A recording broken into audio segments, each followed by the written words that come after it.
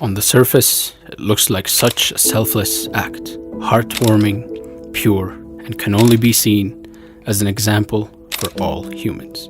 But what you didn't know is under surface lurks a truth that was a shock to all white women around the world.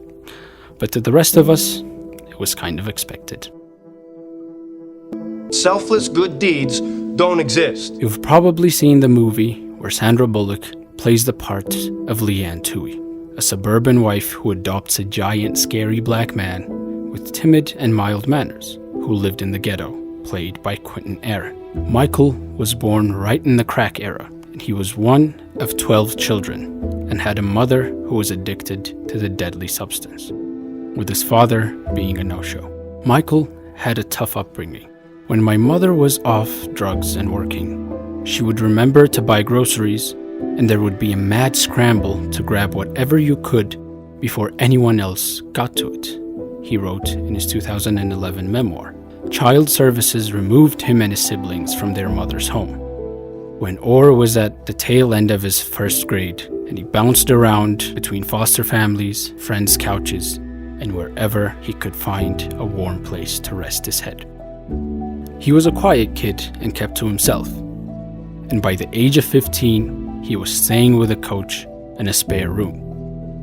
But he was already 6'5" and 350 pounds, which made him a prime candidate for football, but also for local gangs looking for muscle. Even though his academic status was pretty low, due to missing so much school, a coach was eventually interested enough in him to give Big Mike a shot, but he was out of place there and very shy. He played basketball, football, and track, and never had a real place to stay until 2003 when he met the Tooheys. And we all know the rest. She guides him into being a successful American football player from high school. When that turned out to be a true story, I'm sure all of us felt like there's actually some good in this world.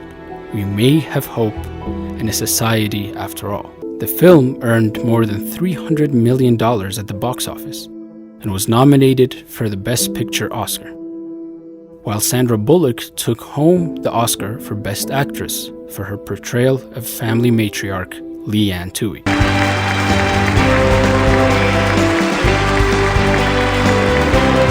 This is the first Academy Award and nomination for Sandra Bullock. Did I really earn this, or did I just wear y'all down? You might say the movie is a classic white savior movie, completely ignoring the resilience and strength of the black kid in the story, and building up the way she went up against everything and everyone just to save the poor boy. Bless her heart. And the real story is basically the same. He was an unhoused 17-year-old who went to the same high school as her son, and she did adopt him into her family so that he can be better participating in the football program as an offensive tackle. After which, he goes on to college and finally to play in the NFL, where he played 110 games over 8 seasons, making an estimated $34 million.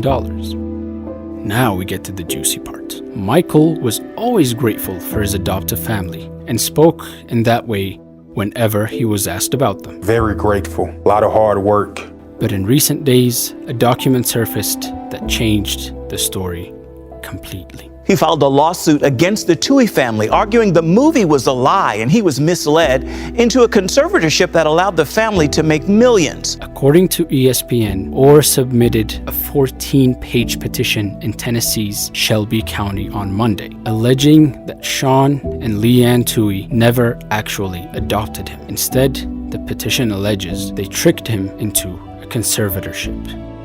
Now that sounds like some legal speak for something unimportant to the story, but let's see what that actually means. A conservatorship is a legal status in which a court appoints a person to manage the financial and personal affairs of a minor or incapacitated person.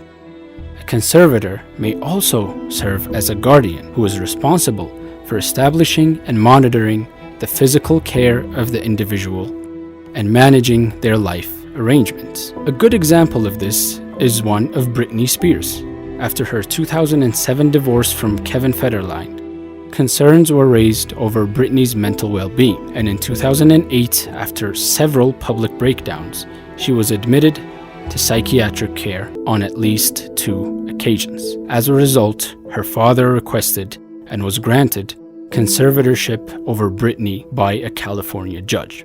Britney remained under conservatorship from 2008 until November 2021, where all white women gathered and did something good for once to free her from the situation and grant her control over her own money. Hundreds of Britney Spears' most loyal fans overcome with emotion moments after a judge terminated the conservatorship that's controlled Britney's life and finances for nearly 14 years. Michael says he is in a similar situation.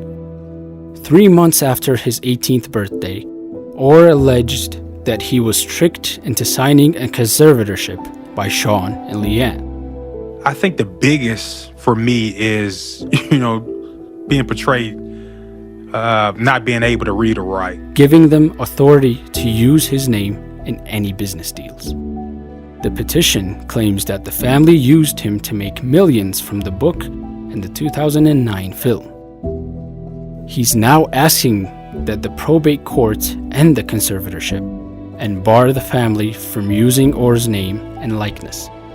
The petition also requests that the court seek an accounting of all the money the Tuohys have made since starting the conservatorship in 2004, and to pay Oher his share of the earnings in addition to damages. The legal filing also states that Oher unknowingly signed away the rights to his life story to the 20th Century Fox in 2007 when he was 16. According to the New York Times, in the petition, Oher stated that he doesn't remember signing the contract and that if he did sign it, no one explained it to him.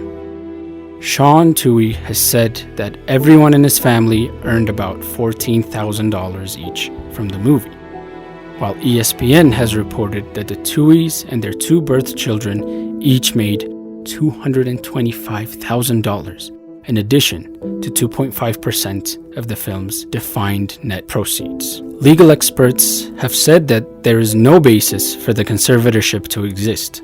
The Tuohys and their lawyers have said that the conservatorship was a means of protection for Oher to attend the couple's alma mater, college. Michael's life necessarily wouldn't have been changed if we just wrote a check. He needed our time and our attention. And that the maneuver would make him part of the family, a small price to pay to be white. Well, except for being 6'5" and 300-pound giant of a black man.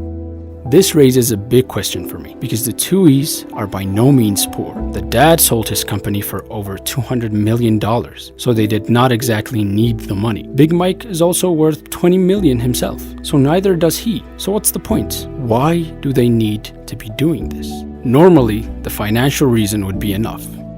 But since that doesn't seem to be a big factor, my thought is that he felt betrayed, tricked, or blindsided when he learned about what they had made him sign without his full knowledge of what he was signing. It's that trust and respect that he held for the Tuohys that has made the news of the ongoing conservatorship all the more shocking and painful. He felt betrayed by the people that he viewed as family, and that is the main reason he might try to get back at them.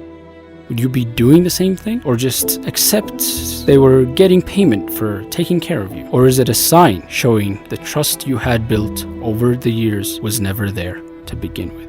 But it's about healing and knowing who you are. It is all a very complicated set of circumstances. But how would you navigate it if you were in either position? Tell us in the comments.